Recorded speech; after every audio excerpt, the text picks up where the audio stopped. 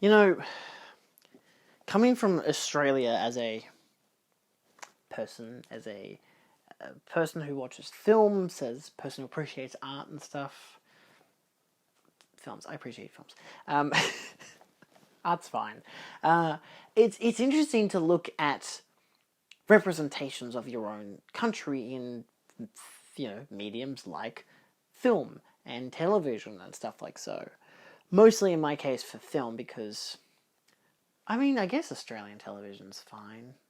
Back to the Rafters came out ages ago, so I don't know. Doesn't matter. I want to talk about movies. So I was like, as an appreciator of my own kind of cultural Australian background, I like to see what we have come to release in physical forms. With one of my most recent purchases being the Umbrella Entertainment, which is a local brand, Australian brand, has a label called Ozploitation Classics. Basically, it's like this.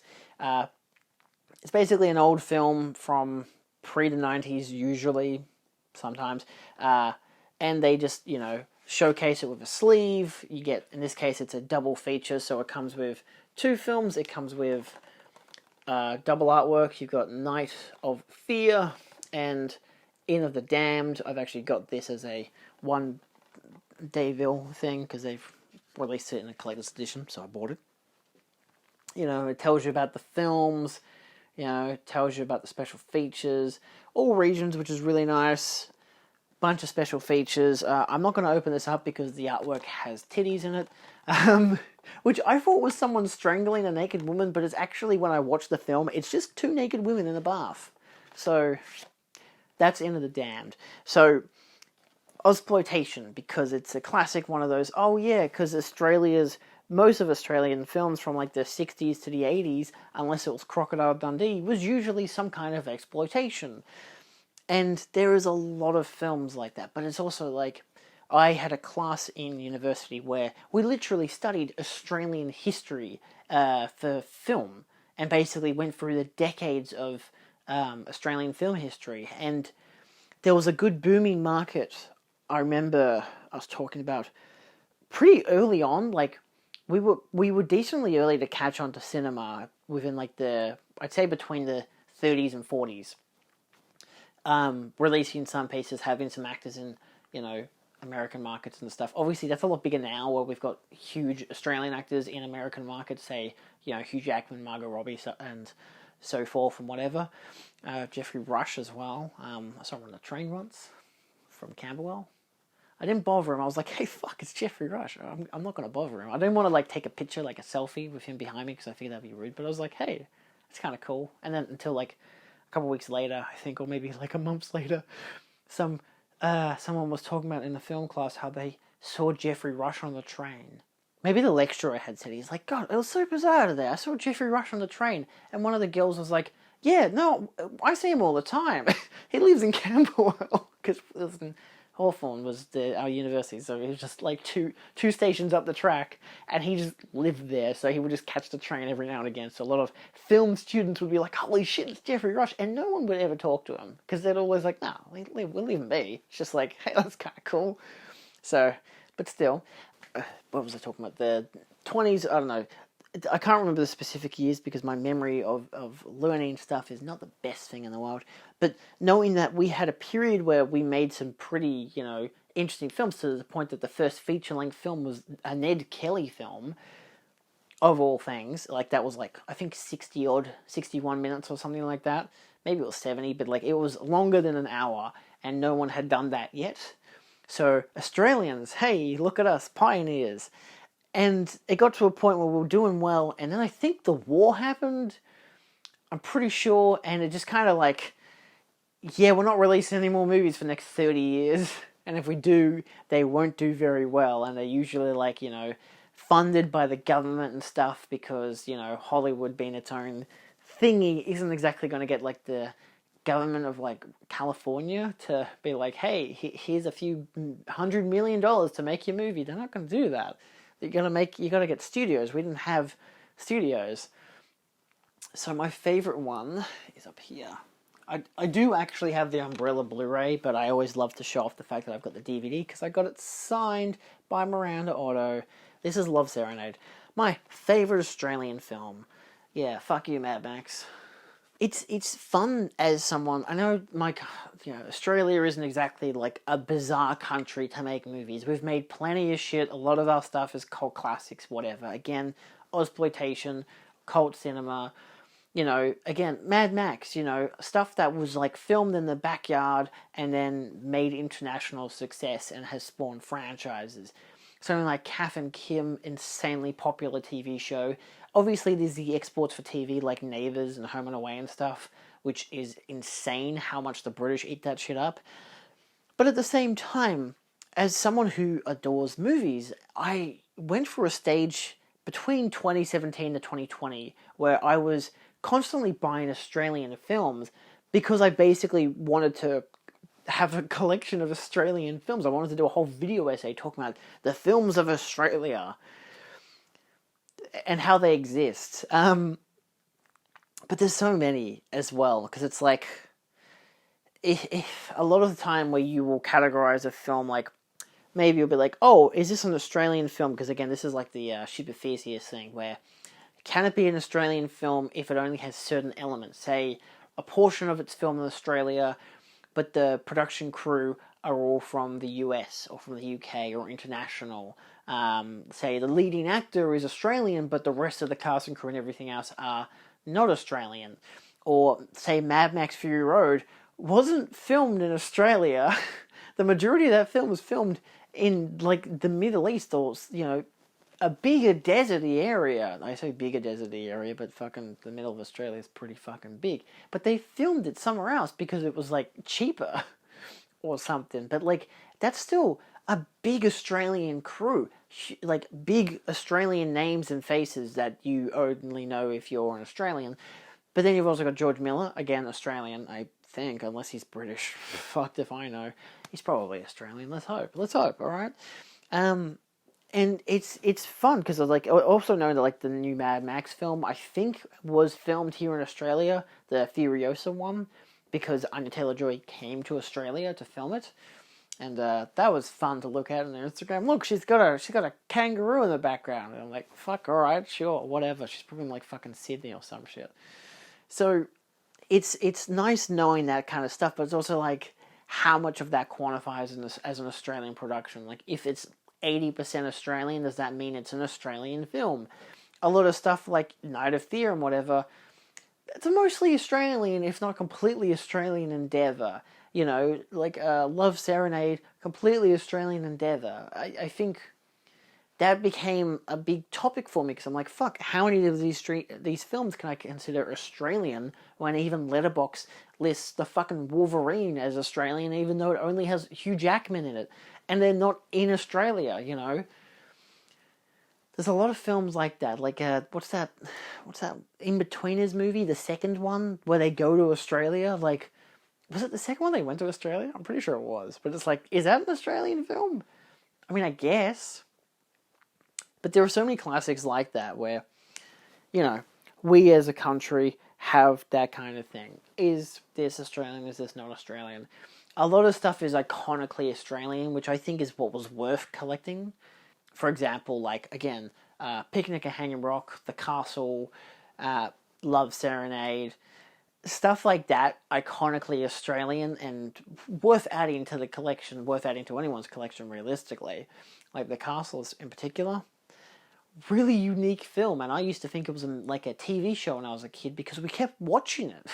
And I don't know why, but for some reason my brain as a child thought it was some kind of a TV show. I don't know. That's just how I interpreted it as a kid. Fucking weird of me, wasn't it? But it's interesting being, like, I only know this because, you got much bigger production departments in other countries. Again, the US, the UK, India, with all of their different woods, from Bollywood to Tollywood to all of them. So fucking many. Like, even to some degree, I feel like you could narrow it down to be like, Australia is not that small of a production market. Like, from, again, us having writers, directors, producers, actors who are all over the world. And then there are people who claim that they're Australian, they're actually New Zealanders, and are all like, oh, I was born in England, but I moved to Australia when I was 2. I'm Australian. Like, there are people like that. It's like, I don't know, does that count? Like, I don't want to sound like facetious or whatever, but it's like, sometimes you have the odd Australian who's like, yeah, Russell Crowe's not Australian, like shit like that, which I always find very funny. But it's just an interesting thing, because it's like, I want to have some kind of respect for the country I live in. I don't really care. I'm not a very nationalistic person as it is. Like, oh, look, the Australian national anthem. Go stand up and sing to it. And I'll just sit there and not give a shit, because I'm like that would probably offend some people, because of course nationalism's a thing, and I don't like nationalism. I fucking hate that shit. I remember in primary school how we used to sing the national anthem every fucking day, every assembly and everything. Fuck off. I don't care about that kind of stuff. Even patriotism, like, that's why I specifically mentioned nationalism, because that's the emphasis of focusing on your own country. Not exactly like I guess my nationality is Australian, but like that, the country in particular, like, realistically, I'd be like caring about the fact that the Queen died, because we're a Commonwealth country and everything. Me, don't give a shit. Couldn't care less. I don't give a fuck if she has a cameo on Doctor Who. I don't fucking care. It's a British show anyway, and it's not even her. Clearly it's not fucking her. But there's elements that make things uniquely Australian. Again, from the whole British invasion element to the Aboriginal side of it. And there's a lot of different elements that, like, I like to endeavour to look at different perspectives that are shown in film.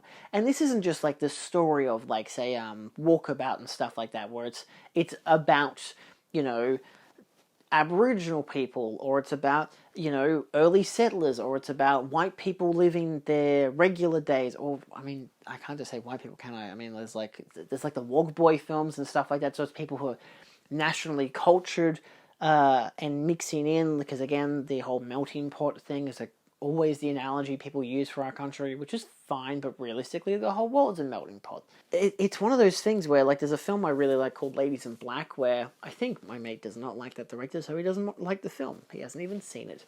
But that's a film that talks about a particular time period in culture for Australia from, I think it's set in the 50s, and I'm pretty sure, and you've got different cultures that are being presented, both from, like, the fashion industry to, like, people and diversity and food, to the point that Shane Jacobson, another classic Australian actor, I should say, he was in that toilet film. I think it's Kenny or something. Still, I don't know if I ever really watched it as a kid. Probably, I don't know. It was big when I was a kid. And so, like, he's in the film, and there's a part where he doesn't. His daughter has all these other cultured friends, from Europe and all kinds of places, mostly Europe, and they've come over and whatever. It's like, like the Macedonians and the Greeks and the Italians and all that bullshit.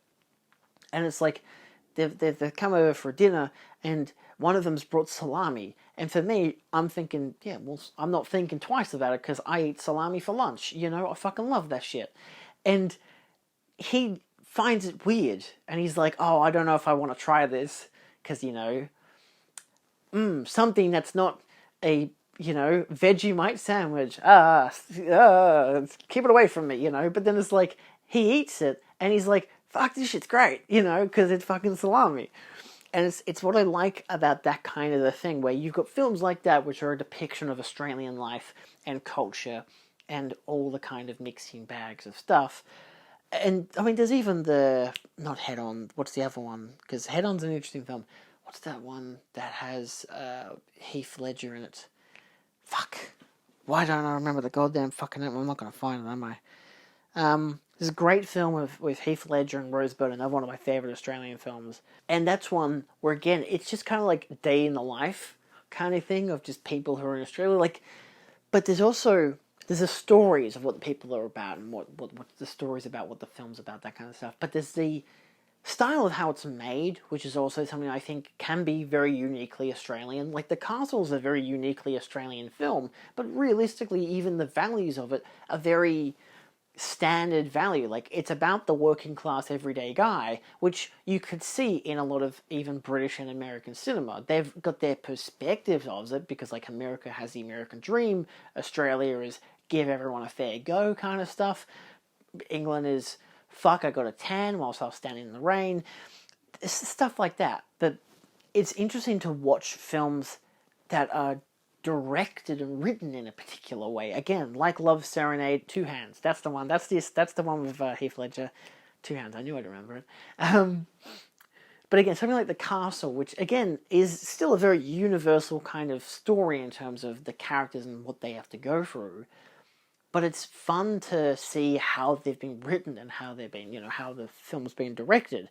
Like, Kath and Kim has a very oddball style to it, but it's like, there's a uniquely Australian thing about this. Like, it still is a comedy, so there's a bit of an emphasis, a bit of a cartoonish nature to it, but it still has a Australian feel in its writing and its directing. The way it's acted, everything about it feels uniquely Australian. Even the weirdly suburban attitude of their household and everything is like, that's still something you could get in the US and in England and other white countries. I don't fucking know, but like, you could still get that stuff in other places, but it's about how the language is developed in the film and how it's, or the show, and how it's presented to the audience. Love Serenade, again, it's just a small town story, which is very common in the US because they have a lot of land there and it's a lot of small towns. Like, when they say suburbia, they mean like everything's chock-a-block. But like, for us I live in Victoria, and like suburbia, there's a lot of suburbia, and there's like different elements of it. Like, there's like new modern suburbia that's like 5 to 10 years old, where it's every single house looks almost identical, that kind of stuff. Where it feels a bit too American in its look and feel, but at the same time, all your next door neighbors are probably Asian. That's just how it is, because again, newly developed houses, that's usually, they're the people who are going to come in and buy the houses up and stuff. Some are the occasional white folks. I don't find a problem with it. I'm just saying that that's just the multicultural, generational places that we have. I used to grow up in a place where, like, my neighbors were Greek and Italian and the occasional Asian person, usually like Chinese or Vietnamese. It's, in the area I lived in, it was like predominantly one thing over another, which you could always tell because I was in the primary school I was in, predominantly, European people, not just because of, mostly white people, but it was predominantly like Italians and Greeks and Macedonians. Whereas there was the occasional, here's your Asian person. Usually, I mean, there was a few Indian kids, few, Pakistani kids.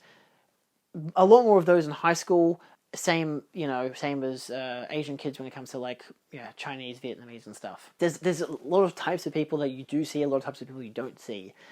And in its depiction of film, it can vary as to what degree you're seeing it in. And again, I'm saying this small suburb town thing because when you see Love Serenade, they're very distinctly far away from like anything, like hundreds of kilometers from the main town kind of deal. And are very, not behind, I was going to say not backwards, just behind the times in their style. Like, you look at Love Serenade, it's like a 96 film, like 1996. And they kind of act like it's not exactly the 50s, but the 50s, but a bit more grown up. And there's a lifestyle to it where I think the Americans, especially from TV and movies, that lifestyle influenced the culture of Australia, especially white Australia. I can't really say as much for because I don't really know much about non-white people in their depictions of what they've got from TV and movies and how they've adapted that to their own lives kind of deal. Like, I mean, most people fucking live in the same goddamn households anyway, so I think that's just like a generic culture, but it's been adapted from TV. It's been adapted from the society and the culture that we've seen from other places, especially the US. So again, like watching something like Love Serenade and like Vicky Ann's character, she looks like she could be living in the middle of the US and some random country town with this kind of almost 50s aesthetic but it's like a 70s version of the 50s, even though it's the 90s. It's a very weird film. But yeah, it's just nice. I don't know. I think because I'm used to so much culture and films that are from, again, mostly British films or UK films and US films, that it's looking at stuff from a more nationalized thing to see, again, different representations in Australian films, to see how Australian films and TV shows compare. It's just an interesting difference. Like, I've got a selection of New Zealand films, I've got a selection of films from, like, Japan, from Korea, from all these, Asian countries, from Middle Eastern countries, from African countries. I've got a whole range of stuff on this shelf, of stuff that I've seen in general. And everyone and everything has its own different taste and flavor. Most of the times you can kind of see a more nationalized thing in how some, not nationalized, but like because I don't want to say it's like influenced by like the government or some kind of regulation. Most stuff is. But you can usually get a feel for where the film's coming from in terms of like where it's set maybe, but mostly like it's behind the scenes nature. Like Australians could make a film set in America, but it's the most Australian thing you've seen. I think that Swamp Thing movie, no, was it Swamp Thing or Man Thing? I think it was the Man Thing movie. It's like most of the cast there are Americans, but it's like one who made the film is Australian, and it's like the most, and it's set, and it's filmed in Australia, but set in like, oh, it's like Louisiana or some shit. It's not Louisiana. It's clearly not. Half the cast is Australians trying to pretend to be Americans. Like, it's very obvious with the feel of that movie that it feels more Australian than it does American.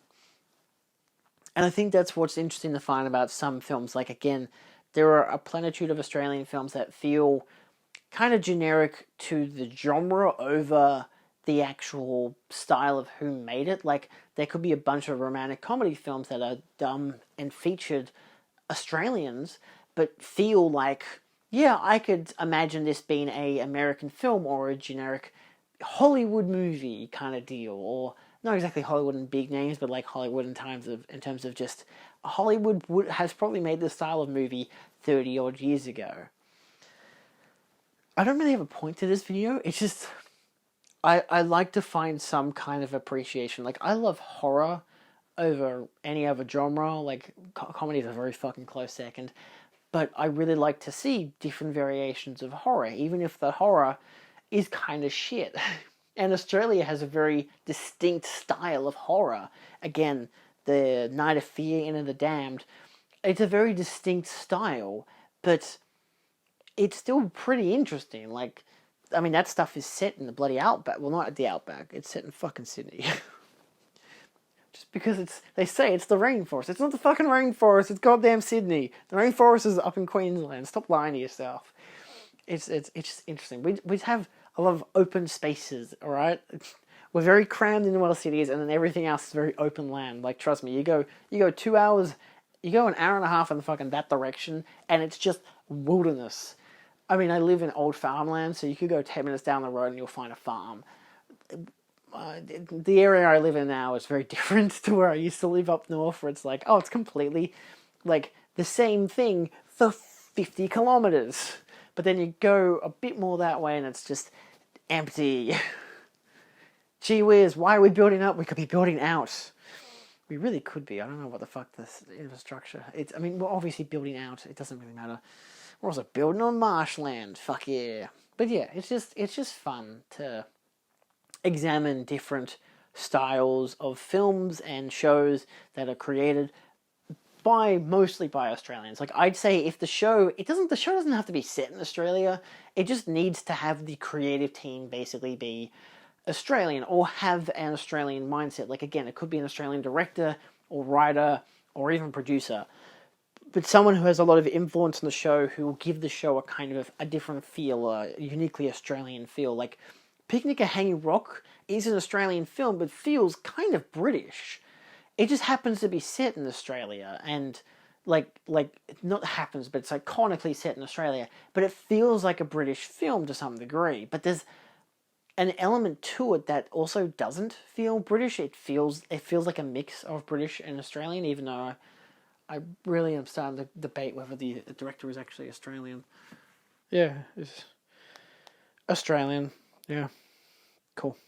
But that's like my point, where it's like there are like it still feels like an Australian film. It just has elements of it that's roughly British, and just stuff like that. It's all about the feel. Sometimes it depends on the movie. Again, there are a lot of films that I've seen that are Australian, which are absolute fucking dog shit. It happens. I mean, it's not like every single Australian film that's going to come out is going to be the best thing in the world. There's a good, what's the documentary called? It had it here talking about it. Not Quite Hollywood is an interesting documentary that goes into a lot of detail about Australian cinema, and mostly I think of I'm pretty sure it was the 70s through to like the 90s, basically, and showing like how our exploitation cinema and stuff. But again, I've studied this stuff before, so I know the 100 odd years of Australian cinema and from where we've come from to where we are now, and the in-betweens of how it all kind of went shitty for a lot of the part. And our best films are usually lower budget films that are about small people or small town people. And on the odd occasion you'll get a Mad Max, but it's not all it's not all Mad Max just because it's in Australia, which is also kind of annoying, because when you get zombie films set in Australia that are filmed by Australians, they really hammer in, oh, it's the Mad Max of the zombie movies. Even if they're deliberately doing that, it's a bad idea. It's not gonna work. Fucking, what's that zombie movie I have? It's a terrible zombie movie. Do I still have it? I don't fucking know. Wormwood. That one, I don't care for that shit. Bad movie. But that's the kind of thing where it has its audience that like blood and gore and zombies and stuff, which is great. I like that shit too. And then you got like, oh, here's your uniquely Australian feel. I'm like, you're just trying to do Mad Max. Just don't do that. Do something else. There's even another zombie film that I had, which had the chick from The Walking Dead in it, and I think Little Monsters, and like that still feels Australian to some degree, despite American named actors and the US military having an outpost where the zombies break out of. Yeah, so clearly it's one of those, oh, hey, we've got this idea for a film. We've got a cast for it. We're going to put it in Australia because it's really cheap to film there. And I don't know, like it could be fun. Maybe. It's all right. It's not the best movie in the world. But still. Anyway, but yeah, let me know, especially for my Australian audience, which I know is a plenitude of you. Let me know what your favourite Australian film is. I don't even give a fuck if it's Mad Max. You can say Mad Max. I don't have any grievances against Mad Max. It's just I want to know what your favourite Australian films are, to see if that, as it is, gives a different perspective of Australian lifestyle, whether it be the actual me living in a household, or how a writer-director who's Australian is able to change a film or to make a film feel distinctly Australian, even if it's made for an American audience and such. So, yeah, let me know. And international people who aren't in Australia, what are your favourite Australian films? Do you have a favourite? Is it also Mad Max: The Road Warrior? Yeah, I thought so. But let me know. I like knowing what people's go-to Australian film is, or go-to thought of, oh, when I think of Australian films, I think of Mad Max. My mind just keeps going to Mad Max. I'm sorry. I know there's other Australian films. I'm not the only one. I go to Love Serenade, but no one else goes to Love Serenade except for my mate Guy. We both love the film, so yeah, I'd suggest Love Serenade. Check it out. If there's any fucking Australian film I'd suggest outside of The Castle and Mad Max: The Road Warrior, it would be Love Serenade. The Castle is just like uniquely Australian. The dish is also really good, but again, that's still kind of the American style of filmmaking. It just has Australians in it because it's set in Australia. So yeah. Anyway, thanks for watching. Let me know down below, and yeah. Do you think it's worth appreciating your own cinema, your own culture's cinema? I think it is, depending on the culture, because you might have people who are like, oh, my cinema is run by the government who don't like the gays, so I kind of don't like that cinema. Stuff like that, you know. Government agendas. Gotta love them. See you next time, folky dokes. Ciao.